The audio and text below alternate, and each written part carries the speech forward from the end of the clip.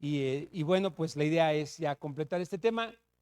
Justo estos cantos que estábamos ahorita entonando, bueno, que algunos entonaron y otros no,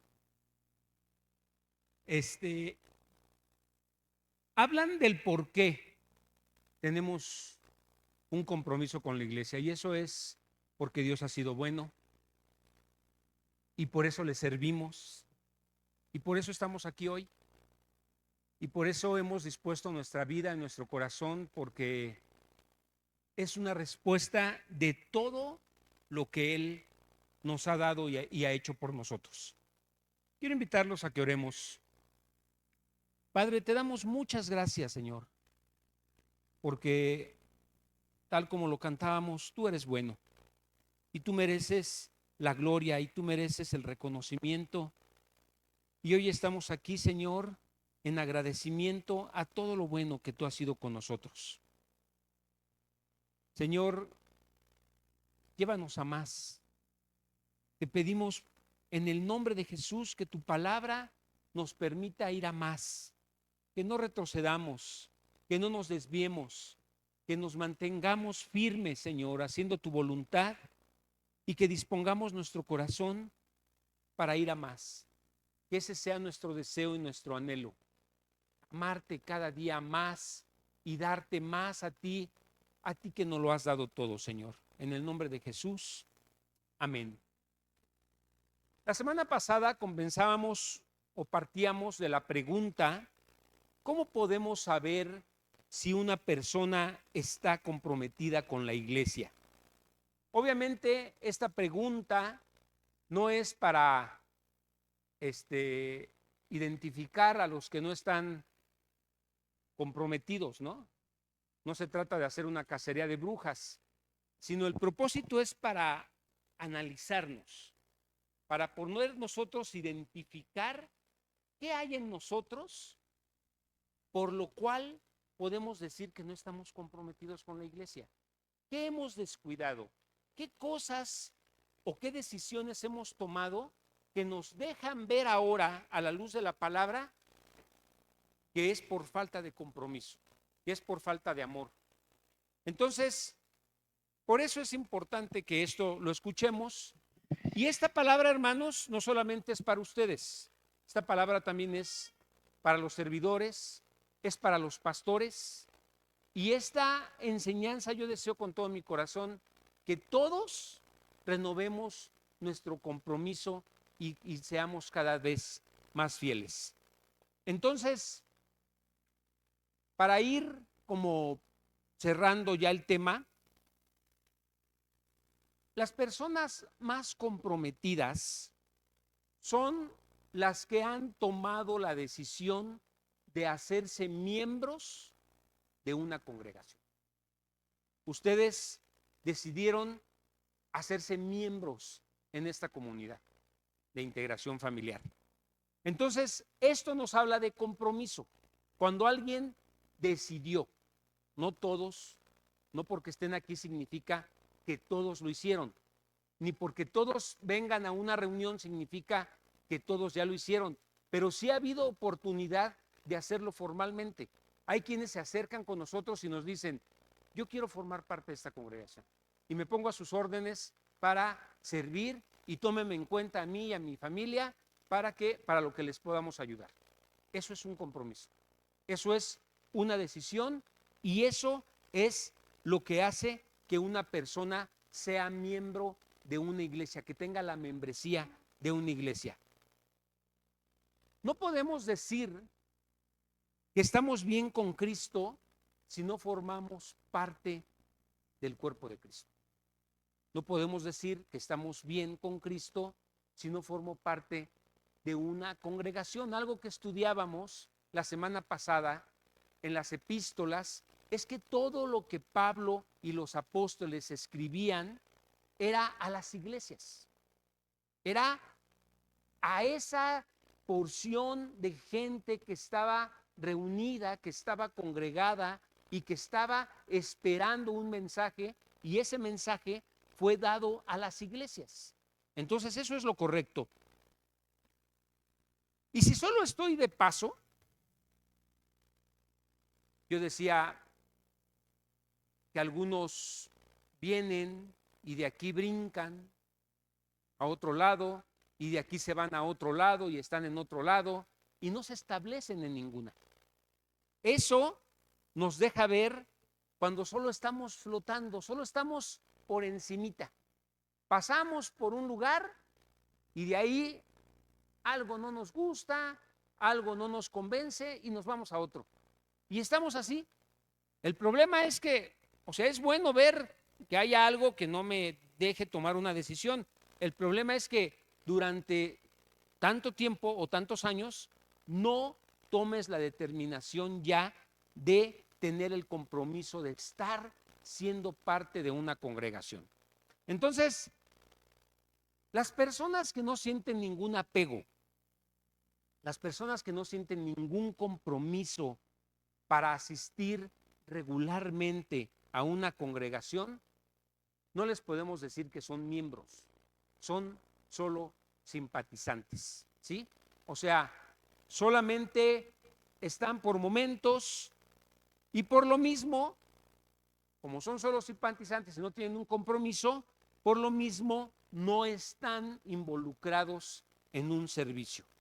Otro aspecto que nos deja ver este compromiso con la iglesia es una persona que descuida las ordenanzas del bautismo y de compartir la mesa del Señor.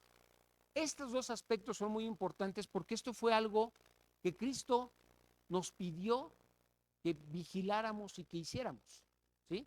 Que tuviéramos presente en nuestras reuniones, bautizarnos y yo les ponía ejemplos de cómo cuando Pedro le hablaba a las multitudes y ese mismo día se bautizaban. Y no es posible que después de tantos años y de tanto tiempo de una persona que está asistiendo a una congregación, no se bautice. Allí hay algo. Y ese algo es, pues que a lo mejor no quiere comprometerse, que a lo mejor no quiere, a lo mejor no está bien decidido. Por lo menos yo, cuando yo llegué a esta congregación, yo todavía el primer día, yo obviamente todavía no sabía si yo me iba a quedar aquí. Y yo estaba checando y estaba observando y estaba vigilando muchas cosas. En la medida que fue pasando el tiempo, yo tomé una determinación. Para empezar, decidí ya no ser parte de esa iglesia que heredé por parte de mis padres. Entonces, ya fue una decisión mía, una decisión propia. Y yo tomé esa decisión. Y no fue fácil, ¿eh? No fue algo sencillo, no fue algo fácil. Todavía me acerqué. Me acuerdo que tenía un amigo, como yo ayudaba en la iglesia católica y estaba muy activo en diferentes cosas, tenía amigos, curas, sacerdotes, y me acerqué a uno que fue mi amigo por mucho tiempo, y él era un arzobispo, ahí en Tlalnepantla. Y me acerqué a él, y ese día que llegué había como muchos chavos afuera, y entonces me vio y me dijo, qué bueno que estás aquí porque necesito un líder para que esté al frente de estos chavos. Y le dije, no, es que no vengo a eso. ¿Qué pasó? Entonces le dije, mira, tiene tiempo que estoy asistiendo a una iglesia cristiana. Y cuando vengo, o las veces que he tenido que regresar a una iglesia católica, ya no siento lo mismo. Y entonces él me dijo, continúa en la iglesia cristiana. Y para mí eso fue un empujón muy fuerte, ¿no? Necesitaba que alguien me ayudara a tomar una decisión. Obviamente, si hubiera ido con el pastor de aquí, me había dicho, vente para acá, aquí está lo verdadero, ¿no? Pero valió mucho que él, siendo mi amigo y siendo sincero, me dijera, pero me dijo, pero métete con todo. Yo conozco mucha gente cristiana y es gente sincera, es gente que ama a Dios, y te voy a pedir un favor, métete con todo tu corazón y involúcrate, o sea, es una forma de decirme, comprométete, vete de lleno, que esta decisión no sea pasajera, que no sea algo así que al rato regreses y digas, ¿qué crees? Ahora donde siento mucho deseo de estar es con los testigos de Jehová. Pues voy a decir, pues tú estás jugando, ¿no? Pero no, recuerdo muy bien que me dijo, pero métete con todo. Y entonces tomé una decisión. Entonces, cuando alguien viene a una reunión como esta y esos principios, eso que desde un inicio se tuvo haber tomado como una determinación para establecerse, para tomar ya las cosas en serio, pues es justo el tomar la decisión de bautizarse y también el participar de la mesa del Señor. A mí me ha tocado, últimamente ya no lo hago porque pues invitan a que la cena la repartan, no sé, los jóvenes, las mujeres, los varones, y pocas veces me levanto a repartir lo que son los elementos de la cena, pero me toca ver y he podido ver cuando le acercas a alguien los elementos y dicen, no, gracias, o pasan la charola, y solo son espectadores y no participan de ese momento tan importante. Entonces, ¿qué me dice? ¿Qué les dice a ustedes? ¿Por qué no? Entiendo cuando vas a una iglesia católica, porque pues ahí el que puede participar de la Eucaristía es el que se confesó y se siente limpio de pecado, ¿no? Entonces los que se ponen en la fila, que son contados, pues dices, pues sí, pues esos son los que recibieron la absolución de sus pecados, rezaron el Padre Nuestro, el Ave María y quedaron limpios como ellos lo creen, ¿no? Pero aquí no ponemos ese requisito. El requisito es todo el que cree que Jesucristo es el Señor, todo el que cree que la muerte de Jesucristo es suficiente para el perdón de tus pecados, todo el que cree que esa obra de Jesús en la cruz te dio la salvación, toda la persona que ha creído en eso, bien puede tomar los elementos de la cena y participar de ella. Porque no es una situación de que si estás bien o no, de que si te sientes limpio de pecado o no. No. Cristo murió por nuestros pecados. Entonces todos, si tú crees en eso, todos pueden participar de la cena del Señor. ¿Qué te impide o qué es lo que hace que la gente diga, no, yo no? No lo sé. Pero sí habla o sí nos deja ver que si no se han bautizado y llevan tantos años de decirse cristianos y si no participan en la cena del Señor, algo tan importante, tan trascendente, que inclusive en la iglesia muchas veces el participar mal de la cena del Señor era motivo, dice la Biblia, hasta de enfermedad o de muerte. O sea, no es cualquier cosa, ¿sí? Y cuando nosotros presentamos ese momento, lo presentamos como el momento más importante de nuestra reunión, porque estamos recordando lo que Jesucristo hizo a nuestro favor. Entonces, si se descuidan estas dos cosas, se está descuidando algo muy, muy importante y es algo que es bueno escuchar para que sepamos que eso lo estableció el Señor y el Señor nos pide que lo hagamos. En tercer lugar, ser cristiano y experimentar la salvación es relacionarse con la iglesia. No puede haber alguien que diga que es cristiano, que se convirtió al Señor, que no tiene relación con la iglesia. Es imposible. No vemos ese modelo o no vemos un ejemplo en la Biblia donde haya un chino libre, ¿sí? Uno que diga, no, mi relación es solamente con Dios y ya con estos pecadores hipócritas yo no quiero saber nada. No, no existe algo así y no puede ser. Esta reunión es para los que hemos creído. Tenemos en común muchas cosas, ¿sí? Entonces, ser cristiano y estar comprometido con la iglesia es mantener la unidad, ¿sí? Mantener la unidad. ¿Y cómo se da la unidad? ¿Cómo conseguimos la unidad? Acompáñenme por favor a Efesios, capítulo 4. Vamos a leer los primeros 6 versículos del capítulo 4 de Efesios. Dice así: por lo tanto, está hablando Pablo a la iglesia de Éfeso, por lo tanto, yo prisionero por servir al Señor, les suplico. Fíjense, Pablo está en la cárcel y en la cárcel les está suplicando a la iglesia que lleven una vida digna del llamado que han recibido de Dios. Nosotros tenemos un llamado. Nosotros estamos aquí por un llamado. Y él dice, tengan una vida digna del llamado que han recibido de Dios, porque en verdad han sido llamados. Sean siempre humildes, sean amables, sean pacientes unos con otros y tolerantes, tolérense las faltas por amor, hagan todo lo posible por mantenerse unidos en el espíritu y enlazados mediante la paz.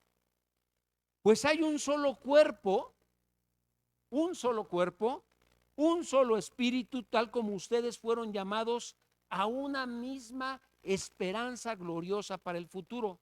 Hay un solo Señor, una sola fe, un solo bautismo, un solo Dios y Padre de todos, quien está sobre todos, en todos y vive por medio de todos. Pues si esto es la unidad y si esta es la manera de mantener la unidad, pues yo creo que está muy claro, ¿no?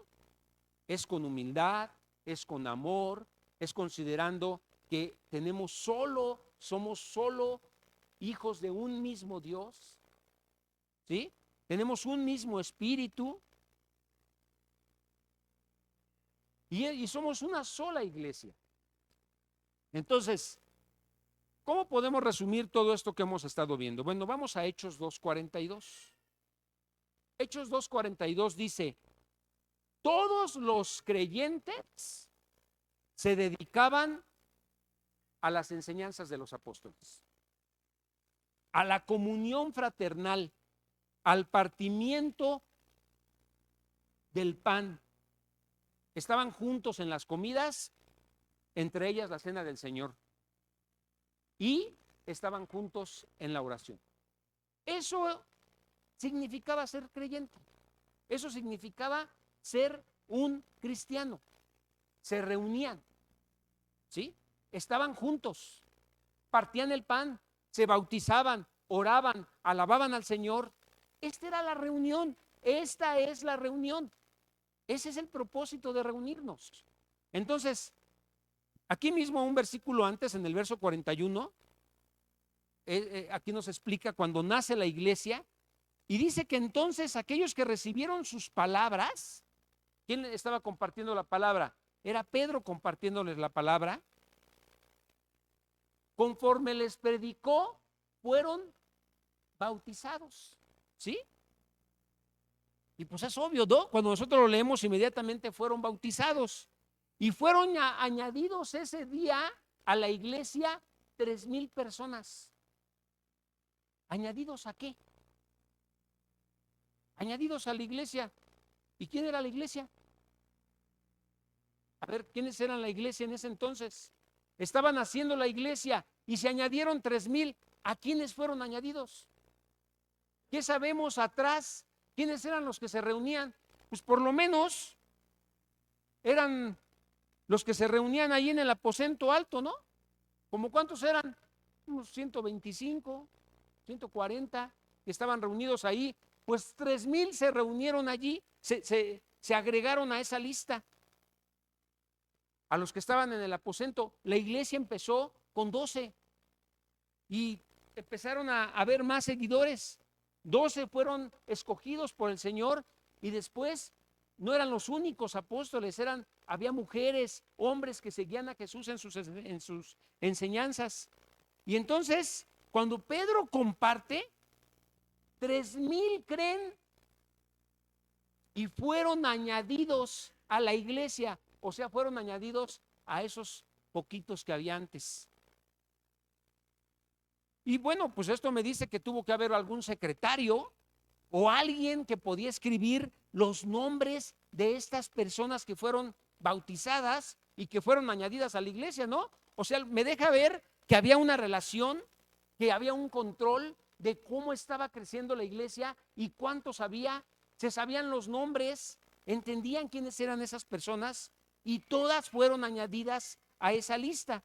Y después en el verso 47 dice, y el Señor añadía cada día a la iglesia a los que habían de ser salvos. ¿Sí lo ven? Y la iglesia se congregaba día tras día, celebraban su vida, su gozo con el Mesías. Ajá. Y el Señor derramaba el poder del Espíritu Santo en esos nuevos creyentes y estaban convirtiéndose muchos y estaban siendo añadidos. Me gusta la palabra que estaban siendo añadidos a la iglesia. Tú y yo fuimos añadidos. Cuando decidimos creer en el Señor, fuimos añadidos, somos parte de la iglesia del Señor, formamos la iglesia del Señor, ¿sí? Y cuando llegamos al capítulo 5 del libro de los Hechos, en el versículo 14, dice, y más creyentes en el Señor, multitudes de hombres y de mujeres se añadían constantemente a su número. Qué padre, ¿no? No era, no, ustedes ya forman, ustedes váyanse para allá. Ah, ustedes se convirtieron con Pablo, no, ustedes son de otro rebaño. No, se añadían todos a la iglesia, pertenecían a una sola iglesia que tenían y profesaban una sola fe, un solo Dios, una sola palabra, un mismo espíritu. No eran diferentes, ¿de acuerdo? Entonces la indicación es que estos estaban siendo añadidos. Implica que hubo un lugar en donde estaban siendo añadidos. Ahora imagínense que empieza aquí a ver ese despertar, ese mover, y empiezan a ser añadidos, y llega el momento que ya no caben. Bueno, pues estaba la iglesia, en ese entonces la iglesia de Éfeso, y después así empezaron a distinguirse por nombres, la iglesia de Tesalónica, la iglesia de Gálatas, cada uno, pero era una sola iglesia, aunque eran diferentes comunidades o diferentes pueblos. Entonces, la iglesia no solo es el cuerpo de Cristo, no solamente formamos ese cuerpo de Cristo mediante el cual Él va a cumplir su voluntad para este mundo. Porque tenemos que entender que si somos una iglesia, tenemos un propósito. Y si tenemos un propósito, ese propósito, cuando el Señor dice, están en el mundo, pero no son del mundo, y te pido que no los quites del mundo, porque tenemos una tarea, se nos encomendó algo. Por eso es tan importante que no perdamos la esencia como iglesia, que nosotros vigilemos nuestras vidas, cuidemos nuestro comportamiento, sepamos cómo expresarnos, cómo hablar ante el mundo, que el mundo sepa por qué somos distintos, ¿de acuerdo? Porque nosotros somos la novia de Cristo. Nosotros somos el objeto de su afecto y de su amor. Nosotros como iglesia somos el objeto de su afecto y del amor de Cristo. No somos cualquier cosa, hermanos. Somos elegidos, somos escogidos para ser la novia de Cristo. ¿Y qué querrá Cristo de su novia? ¿Qué te gustaría de tu novia? Pues que esté limpia, ¿no? Que sea pura, que sea casta. Eso quiere el Señor de nosotros, que estemos limpios, que caminemos y que nuestro caminar no dé de qué hablar y no nos señalen y digan, este cuate, muy cristianito, pero debes saber cómo toma. muy cristianito, pero debe ver cómo le entra las trompadas. ¿Sí? Que vean en nosotros pureza, santidad, que vean en nosotros algo distinto. ¿Sí, hermanos? ¿Están conmigo? Ok. Por eso es que decidimos considerar este mensaje. Ahora, muchos de ustedes son miembros de CIF y ya vimos que ser parte de una iglesia, ser parte de una congregación es bíblico, es correcto, ¿sí? Y en cierta manera, si alguien de aquí no se considera miembro de la iglesia, bueno, pues simplemente es una persona que está flotando, que está por ahí en el limbo y que todavía no se define. Y lo invitamos a que se defina y a que forme parte de la iglesia, ¿sí? Pero necesitamos entender que esta forma de reunirnos es algo correcto, es algo que la Biblia respalda y que es bíblico. Ahora, de los miembros de CIF, de aquí de la Comunidad de Integración Familiar, hay algunos de aquí que son miembros fieles, ¿sí? Muchos, la mayoría de los que están hoy son miembros fieles. Y algunos de ustedes que son miembros de aquí de la congregación no son fieles. ¿Sí? ¿Están de acuerdo? O sea, no todo tomen personal. O tómenlo, reflexiónenlo y analícenlo. Algunos de ustedes son fieles. ¿Por qué lo sabemos? ¿Por qué sabemos que son fieles? Bueno, son constantes, no faltan, traen sus ofrendas, sus diezmos. No llevamos un control tampoco de quién ofrenda y quién no ofrenda. Pero yo como responsable en la tesorería, sí me doy cuenta, sí percibo, sí alcanzo a ver que no todos son fieles, ¿sí? Y sí puedo distinguir, o con números, puedo darme cuenta que de los que somos, pues tal vez los que ofrendan, los que ayudan a los necesitados, los que ayudan a misiones, los que están al pendiente de lo que se necesita aquí, pues a lo mejor es un 20-25%. ¿Sí? Pues no todos son fieles. Vienen muchos, saben que son parte de la congregación, pero no son constantes, no son fieles, no están completamente comprometidos. ¿Sí? Ahora, también dije que muchos de los que, aunque vengan regularmente, no son miembros de la iglesia. Están aquí por un rato checando el dato, viendo, pero no son miembros. Todavía no se consideran parte de la iglesia. Todavía están así como que, no, a mí no me late, yo estoy checando el dato, yo voy allí porque pues, hay chavas guapas, pero pues nada más, ¿no? Entonces, no son miembros. Y muchos de esos que no son miembros, aparte de no ser miembros, tampoco son fieles. Otros que no son miembros son más fieles que otros que sí son miembros. ¿Sí? Espero no estarlos revolviendo con esto. Pero quiero que se den cuenta cómo puede estar la situación, no solo aquí, en cualquier congregación. ¿Sí? Es un tema que nosotros vemos con los demás pastores y nos damos cuenta que pues, andamos por lo mismo. ¿Sí? Entonces, algunos de los que no son miembros, pues tampoco son fieles. Pero Hebreos 13 nos pide algo a los que somos pastores. ¿Sí? A los que somos pastores, el Señor nos pide que demos cuenta de los que están en la congregación. Y el Señor ahí no se pone a alucinar como lo estoy haciendo ahorita. Es que si este es miembro, pero es fiel, entonces sí es. Y tienes que hacerte responsable. Y este, si no es miembro, a ese no lo peles. No, el Señor te dice, yo te voy a pedir cuentas de esos que están allí junto con el rebaño. El Señor me va a pedir cuentas de ti, Señor. Seas constante o no seas constante, el Señor nos va a pedir cuentas, porque aquí tú conociste el Evangelio, ¿sí? Lo mismo con ustedes, ¿sí? Con cada uno de ustedes. Ahora, yo quiero que vean esto.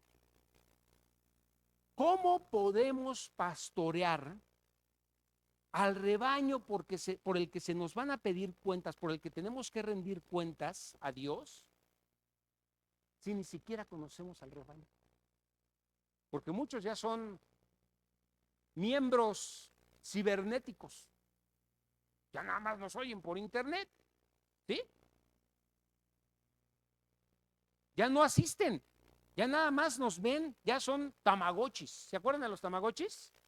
Eran unos aparatitos que eran como un animalito, y entonces tú eras responsable de mantener vivo a ese tamagotchi, y eran bien demandantes los tamagotchis porque a cada hora o en cada momento tú tenías que programarlos para darles de comer, para que durmieran, y estabas allá al pendiente, pero era una cosa electrónica que causó problemas en Japón en muchos niños. Nosotros no tenemos tamagotchis, pero muchos se comportan como tamagotchis nada más por cibernéticamente quieren que los atendamos y que los veamos. Pero no sabemos en dónde están, no sabemos cómo están sus vidas, no sabemos por qué problemas están pasando, no sabemos cuál es su situación económica. Díganme, ¿es difícil o no es difícil? Por lo menos en ese entonces no andaban ahí rebotando las ovejas. Pablo identificaba bien a la iglesia, y cuando alguien de la iglesia se mudaba a otra ciudad, ¿saben qué hacían? Le daban una carta y lo recomendaban a la iglesia y le decían, ahí te va fulanito de tal para que lo atiendas. Él fue una persona que nos ayudó, él fue una persona muy comprometida, va contigo y es parte de la iglesia. Era una recomendación directa de los apóstoles, ¿sí? Y hay muchos casos así que vemos en la Biblia, que hoy en día obviamente ya no, pues, ¿cómo? Ya no hay control de eso, ¿no? Ojalá y hubiera forma de retomar eso, pero es imposible, no hay eso. Y cuando tú llegas a una iglesia, no te dicen tu carta de recomendación. Oye, ¿de dónde vienes? No te preguntan, ¿y por qué estás aquí? Nada más ven que llegas en coche y dicen, este debe tener lana, ¿usted se qué? Se ve que diezma bien, o que gana bien. Qué triste, ¿no? Que sea por números, que sea por apariencias, que ahora digan, ah, pues qué bueno que sea miembro de la iglesia, que se venga para acá. No es correcto. Y nosotros tenemos que estar vigilando eso. Bueno, quiero que sepan que cuando alguien deja la iglesia, tratamos de contactarlo, ¿sí? Porque nos sentimos responsables, comprometidos por la vida espiritual de esas personas. Y su respuesta muchas veces ha sido, no, es que ya no voy a ir con ustedes, ya no voy a estar con ustedes, ya estoy en otra congregación. O nos buscan, oye, ¿tú puedo hablar contigo? ¿Sí? Y ya llegan, no, pues es que te vengo a decir que ya decidimos no seguir en el iglesia. ¿Está bien? ¿Todo bien? Sí, sí, pero ya estamos en otro lado. A mí Dios me dijo que ya no esté ahí. No, ¿cómo le dices, no? Ya tu palabra, ¿qué puede valer con lo que ya le dijo Dios? Dios me dijo, así lo dicen literal, que yo ya no esté en ese lugar. Bueno. Y entonces, en el más feo de los casos, oímos que ya no están aquí. Ya los vemos en otro lugar y entendemos, ah, pues con razón ya no viene aquí, pues ya está en otro lugar, ya vimos fotos, ya vimos que ya traen la playera de otra iglesia. Y bueno, esa es la situación de cómo hoy en día se mueven las ovejas. Ahora, ¿cómo podemos ser responsables por el pastoreo? Porque es otra cosa. Muchos que sí son parte de la congregación y sí vienen y son fieles, no piden consejo. No nos toman en cuenta. No son pastoreables. Perdón, hermanos. Esto sucede en las iglesias. Cuando menos nos damos cuenta, ya se están agarrando del chongo, fulanito con sutanito. Pues, ¿qué fue lo que pasó? No, pues es que se pidieron dinero prestado entre ellos para un negocio y ahora ya están del chongo. Y ahora ya están muy mal y ahora ya ni a la iglesia quieren venir. Oye, pero ¿por qué hicieron eso? ¿A quién le avisaron? ¿A quién le dijeron? ¿Quién sabe? O peor aún, vienen con nosotros y nos dicen, oye hermano, fulanito de tal no me quiere pagar. ¿Pero por qué no te quiere pagar? ¿Cuándo te prestó? ¿Qué pasó? Pues es que le pedí una cantidad de dinero, me dijo que sí, me la prestó, se la presté y ahora ya no me la quiere pagar. ¿Y cuándo nos preguntaste? Miren hermanos, muchas veces nosotros ya tenemos algo de historia de ciertas ovejas.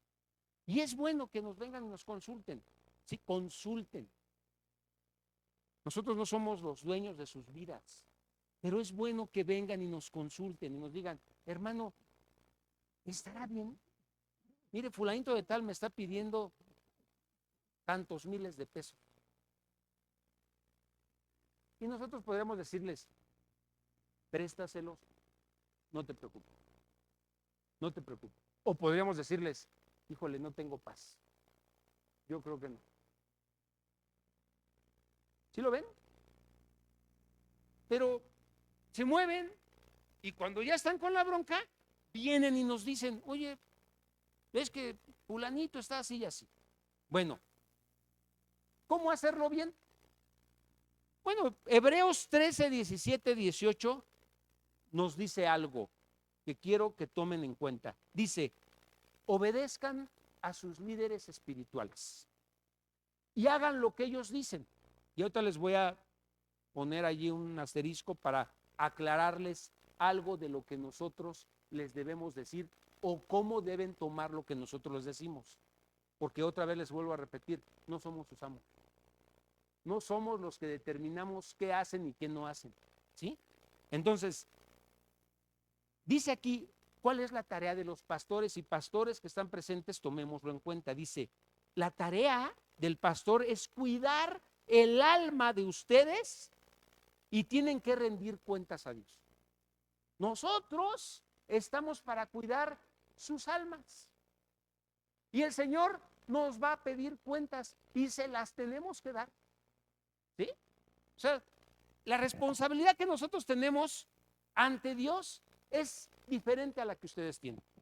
Porque nosotros, aparte de lo que les demos cuentas de nuestra vida, les vamos a dar cuenta de sus vidas. Me va a pedir cuentas de mis hijas. Me va a pedir cuenta de mi esposa. ¿Sí? Me va a decir, oye, te di una esposa y las multiplicaste como mago. Terminaste con 3, 4, ¿no? Y regaste hijos como si hubiera sido Abraham, que te dije que poblaras toda la tierra. Pues nada que ver, ¿sí? Entonces a mí me va a pedir cuentas. Me va a pedir cuentas de un esposo fiel, un esposo que se dedicó a sus hijos y que fue marido de una sola mujer y que no la engañé. Pero su tarea, dice, es cuidar el alma de ustedes y tienen que rendir cuentas a Dios. Denles motivos, y esto se los dice a ustedes, denle motivos para que hagan con alegría lo que tienen que hacer y no con dolor. Dennos motivos para hacerlo con alegría y no con dolor. ¿Cuándo ya se convierte en dolor? Denme un ejemplo ustedes. Cuando algo que es nuestra tarea ya se puede convertir en un dolor y ya no en alegría, ya en una pesadez. A ver, Carito, tú que eres madura, inteligente, dame un ejemplo. Te voy a dar. Pues hay varios casos, pero uno que se me ocurre ahora es cuando una oveja toma una decisión respecto, por ejemplo, a salir de aval, por decir algo, y no los consultó. Y luego viene la consecuencia, que al ser aval, la persona a la que fue, pues no pagó la deuda y entonces le van a... que no debe de uno de ser aval en ningún caso. Si esto lo dice la Biblia, ¿qué tiene que hacer el pastor? Con alegría. Pues con alegría decirle, mira, la Biblia dice que no salgas por aval ni por fiador de nadie. Yo te recomiendo que no. Cuando ya se vuelven una pesadez es cuando tú ya vienes enojado con nosotros y nos reclamas y nos dices, es que su oveja ¿Sí lo ven? Ya no es lo mismo, ya dices, híjole, pero si tan siquiera hubieras venido, si por lo menos te hubieras tomado el tiempo para preguntarme, igual y las cosas hubieran sido diferentes.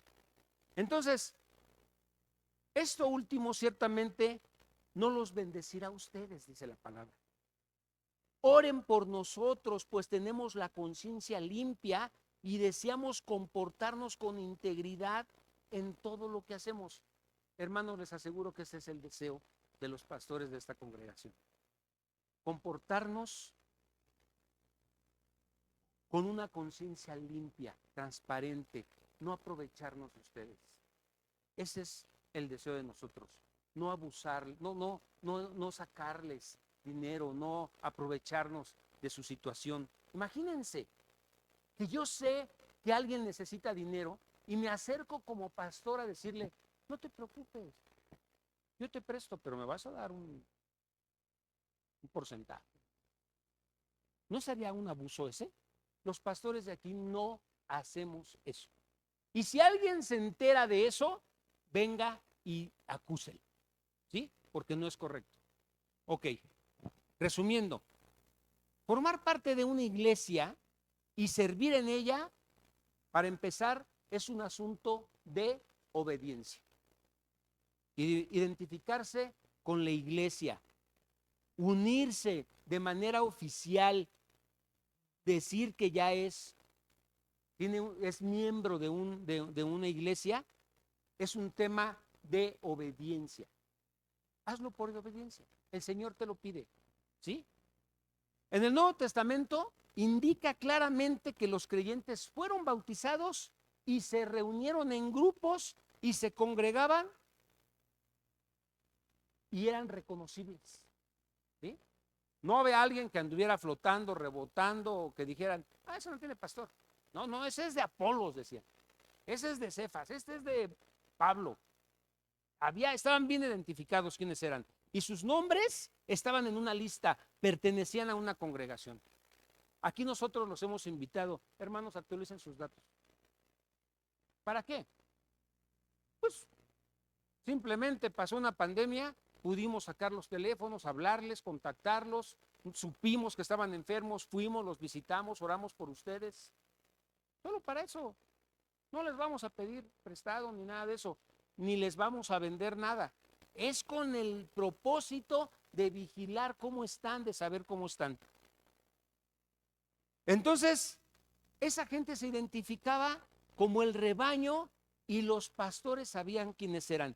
Y cuando se mudaban de un lugar a otro, ya les dije, se daban cartas de recomendación y nunca hubo una suposición de alguien que estuviera por allí suelto. Entonces hubo una unidad espiritual, ¿sí? Hubo algo real, una sanidad, hubo algo transparente, como hoy en día debe de ser. Una iglesia congregada, unida, que sepa que es parte de la congregación y que esté dispuesta a servirse unos a otros. Pero ¿qué es lo que pasa en la actualidad? Como es un asunto de obediencia, muchos no se quieren congregar. ¿Qué piensas tú cuando alguien no quiere congregar, si no quiere ser parte de una iglesia? Pues puede haber muchos asuntos. Y déjenme pensar mal.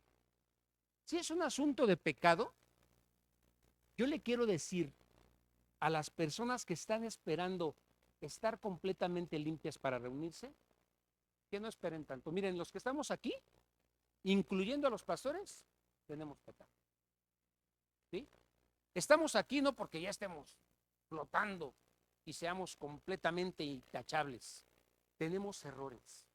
Y estamos aquí por eso, porque deseamos que el Señor con su palabra nos transforme. El enfermo tiene necesidad de un médico, ¿no? El pecador tiene necesidad de la palabra. Tiene la necesidad de llenarse del Espíritu. Tiene la necesidad de un cambio. Tiene la necesidad de una transformación. Pues nosotros estamos aquí por eso. No porque nos creamos perfectos. Y si alguien de los que están aquí se cree perfecto y cree que está aquí por ser perfecto, pues has vivido engañado toda tu vida. Porque no es así. Estamos aquí con el propósito de recibir el alimento espiritual para ser mejores. En segundo lugar, nos reunimos y formamos parte de una congregación y es un tema de comunión, ¿sí? Los creyentes fueron incorporados a una iglesia, a la iglesia del Señor Jesucristo, para tener una vida espiritual compartida en común. Tenemos en común una sola fe, un solo bautismo, un solo Dios, un solo Padre, un solo Señor, ¿sí? No tenemos diferentes. Tenemos, eso está en común en nosotros. Entonces, podemos convivir y podemos tener en común todas esas cosas y por eso nos llamamos hermanos. No porque no me sepa el nombre de Carito le digo hermana, ¿sí? No porque de repente se me olvide el nombre de Alejandra le digo, ¿cómo? Hermana, mejor, para no fallarle. No, nos decimos hermanos porque tenemos eso en común, un mismo Padre, ¿sí? Y Pablo le dijo a los corintios que eran llamados para estar en comunión, la comunión de su Hijo. La comunión es algo maravilloso, hermano. Es algo único, ¿sí? Es algo que nos da el Señor. Primera de Juan 1, verso 3. Lo que hemos visto y oído, esto os anunciamos para que tengáis comunión con nosotros, y de hecho nuestra comunión es con el Padre y con su Hijo Jesucristo. Cuando tú tienes comunión con todos, no con el que te cae bien, no con una parte de la iglesia, no con los que son parte de tu área de servicio. No somos iglesitas, no tenemos cada quien su nichito. Cuando tienes comunión con la iglesia, ¿sí? Tienes comunión con el Hijo y tienes comunión con el Padre. Fuimos salvos para entrar en la comunión, en la participación. La palabra koinonía significa participación. Gálatas 2:9 dice, y voy rápido porque ya me quedan 6 minutos. Al reconocer la gracia que me ha sido dada, Jacobo y Cefas y Juan, Pablo escribiéndoles a ellos, dice, quienes eran reconocidos como columnas, me dieron a Bernabé y a mí y a mi diestra de comunión, ¿sí? Esa es la razón por la que hicimos eso. Y en el Nuevo Testamento estaban tomando de la mano y metiéndolos a la comunión, participando en común de la vida eterna. Ahora, en Hebreos capítulo 10, verso 23, dice, mantengamos la confesión de nuestra esperanza sin titubear, porque el que lo prometió es fiel. Y considerémonos como estimulados unos a otros al amor y a las buenas obras, no dejando de congregarnos como es el hábito de algunos, sino exhortándonos unos a otros y mucho más conforme veis que el día se acerca. Hermanos, se acaba de presentar o se acaba de anunciar una guerra con Israel. Esta guerra no es como cualquier guerra. Va a trascender y va a ser algo que va a afectar la economía mundial y muchos países van a intervenir. Esas son señales de que el Señor viene pronto. Son señales, están escritas en la Biblia. Oirán rumores de guerra, dice. Y cuando oigan esto, dice el Señor, erguíos su cabeza, como diciendo, ya viene el Señor, pues ya viene pronto el Señor. Estamos en espera de la segunda venida. Ellos todavía están esperándolo por primera vez, están medio perdidos por 2000 años. Nosotros ya lo estamos esperando por segunda vez, ¿sí? Cristo viene pronto. Bueno, si Cristo viene pronto, ¿Cómo nos conviene estar? ¿Divididos? ¿Seccionados? ¿Mal unos con otros? No, hermano, nos conviene estar unidos. Nos conviene estar en paz. Nos conviene tener un mismo espíritu, una misma mente, un mismo deseo. Entre más se acerca el regreso de Jesucristo, más necesitamos estar en comunión. Más necesitas venir a la congregación. Nos hemos dado cuenta que cuando hay temblores fuertes y sacudidas fuertes, se llena la iglesia. ¿Sí? Cuando la pandemia, el regreso trajo a muchas personas que ya no habíamos visto. Qué bueno, qué bueno. Bueno, ahorita la situación en el mundo es muy preocupante. Bueno, hoy más que nunca necesitas venir a la iglesia. Necesitas estar reunido con los santos. Tú eres parte de la iglesia, te necesitamos. En tercer lugar, es un asunto de autoridad. Los creyentes deben ser traídos a la iglesia bajo un gobierno pastoral, con sus respectivas anotaciones. Los pastores no gobernamos por poder, hermano, ¿sí? Sino el gobierno que tenemos es para enseñar y para presentar la palabra de Dios. Y lo quiero decir claro y lo quiero decir bien.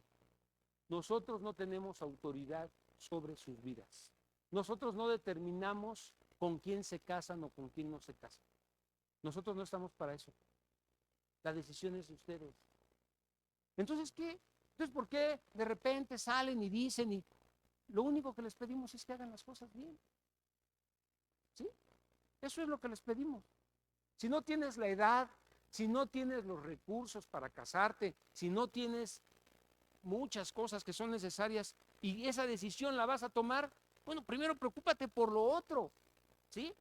Nosotros estamos para aconsejarles, estamos para orientarlos, para guiarles, pero no para controlar sus vidas. Al final, si con las advertencias, si con las recomendaciones, si con las exhortaciones y si con la enseñanza de la palabra decides hacer lo contrario, es asunto de ustedes, ¿sí? La única autoridad que tenemos es la autoridad que viene de la palabra de Dios y por el Espíritu Santo que está operando en cada uno de nosotros. Y el Señor nos ha dado dones y esos dones son los que usamos para presentarles la palabra y que ustedes estén convencidos de que es la palabra lo que nos conviene obedecer, no al pastor, ¿sí? No lo que a mí me parece bien, es lo que la palabra dice que es bueno. En Tesalonicenses capítulo 5 versículo 12 dice, también os rogamos, hermanos, que reconozcan a los que trabajan para ustedes. Esto es a los ancianos, a los diáconos, a los maestros, a los pastores. Esos, dice, los presiden en el Señor y os amonestan. Tenemos ese permiso de parte de Dios de amonestarlos. Entonces, aquí lo que está invitándoles es a que ustedes valoren la función que tenemos de guiarlos, de cuidarlos en su vida, de instruirlos, de enseñarles, de prepararlos. Ustedes deben tenernos en alta estima, en amor, debido al trabajo que está mencionando que hacemos. Y en Hebreos capítulo 13, versículo 7, dice, acordaos de los que os hablaron la palabra del Señor e imiten su fe. Y en el verso 17 dice, obedezcan a sus líderes y sométanse a ellos, porque ellos guardan de vuestras almas como quienes han de dar cuenta, y que hagan esto con gozo y no con tristeza, porque esto no es provechoso. Entonces estamos aquí, ¿para qué? Para preparar, para discipular, para apoyarlos, para servirlos a ustedes. Estamos aquí para orar por ustedes, para enseñarles. Estamos aquí para cuidar de ustedes. Estamos aquí también para amonestarlos, para advertirles, para reprenderlos, para exhortarlos, ¿sí? Inclusive para disciplinarlos si es necesario. Pero todo esto es para su bienestar, es porque les amamos y es porque les va a ir bien si ustedes escuchan y atienden a sus pastores. Y ocasionalmente, cuando encontramos a alguien divisivo, lo reprendemos. Porque es nuestra responsabilidad estar vigilando por eso, ¿no? Lo reprendemos 1, 2 o 3 veces y si no entiende, lo podemos rechazar y lo podemos poner en disciplina.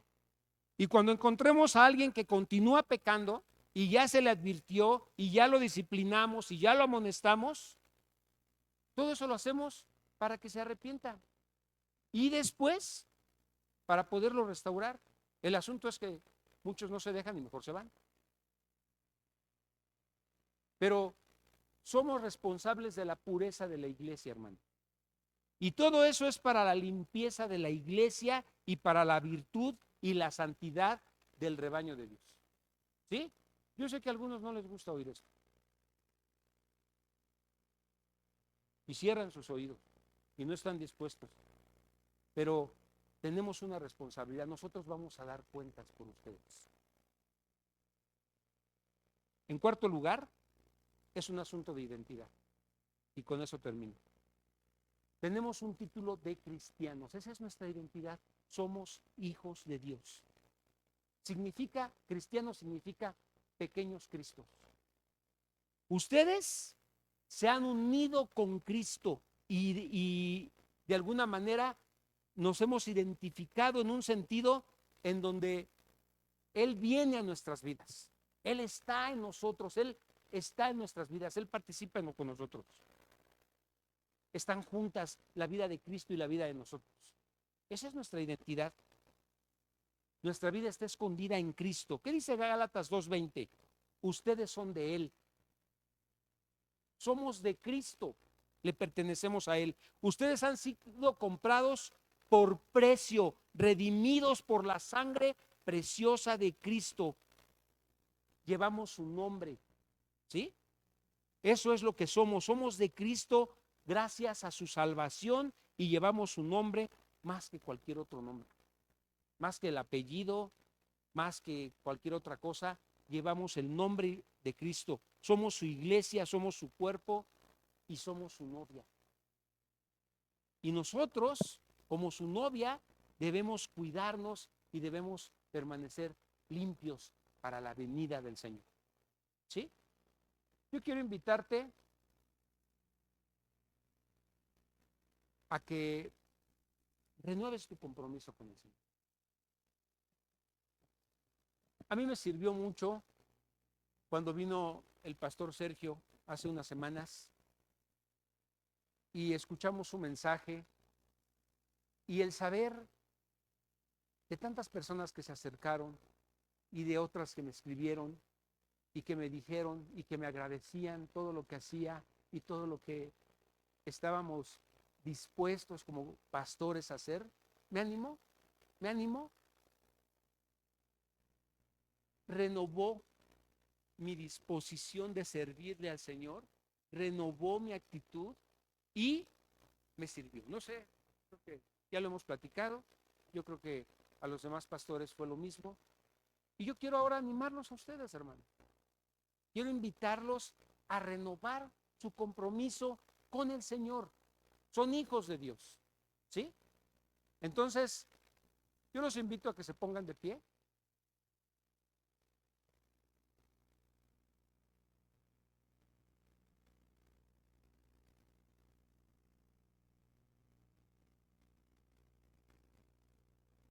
Y quiero pedirte que tú se lo digas al Señor.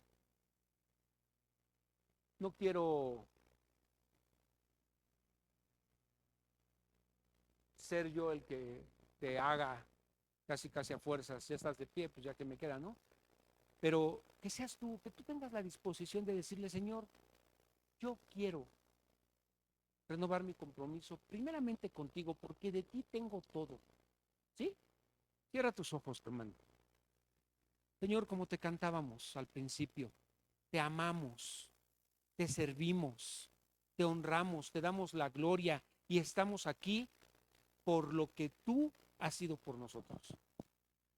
Porque tú diste tu vida por nosotros. Si nosotros nos sabemos salvos y limpios de pecado y sabemos que tenemos un lugar en el cielo, es por lo que tú hiciste por nosotros. Y eso, Señor, eso nos mueve de lo profundo de nuestro ser a servirte, a cantarte, a glorificarte, a exaltarte. Que esto nos mueva, Señor, también a amarnos, a guardar la unidad, a estar bien unos con otros, a olvidar y a esperar tu llegada. Que más que nunca tu iglesia esté firme y esté fuerte y esté comprometida a hacer tu voluntad, a obedecerte, a llenarse del Espíritu, a avivar, a no apagar el Espíritu, sino a avivar el Espíritu en nosotros. Que seamos sensibles, Señor, a tu voz. Y que cuando estemos en tu presencia, así como lo vemos en el mensaje a las iglesias en Apocalipsis, que tú nos puedas decir, bien hiciste, guardaste la unidad, permaneciste en la fe, te mantuviste creyendo. Vino el enemigo, te puso tropiezo, te puso división y tú te mantuviste creyendo. Bien, iglesia, ven, entra en el gozo de tu Señor. Que podamos, Señor, oír esas palabras de ti. Que nos puedas decir, habías perdido tu primer amor, pero te preocupaste tanto que volviste a sentir ese primer amor en tu corazón y volviste a amar como al principio de conocerme. Señor, aviva tu espíritu en nosotros y danos, Señor, danos más de ti y que podamos, Señor, caminar como tú quieres que caminemos y que estemos preparados y que estemos listos para cuando tú vengas nos encuentres limpios, como una novia bonita, que nos veas y te alegres de encontrarnos listos para ti. Te lo pedimos en el nombre de Jesús. Amén.